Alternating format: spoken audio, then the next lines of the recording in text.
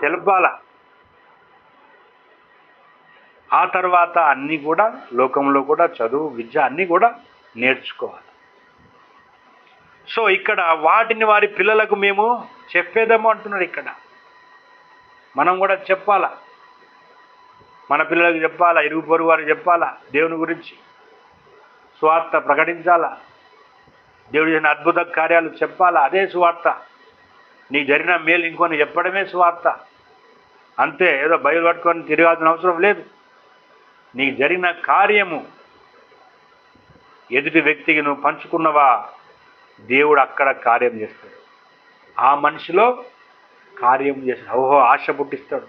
ఇలా అద్భుతమైందా, ఇంత మంచి దేవుడా యేసు ప్రభువారు అని ఆ వ్యక్తి యేసు ప్రభువారి దగ్గరికి వస్తాడు. సో ఇలాగా అందుకే రాగల తరములో పుట్టబో పిల్లలు దాన్ని ఎరుగునట్లు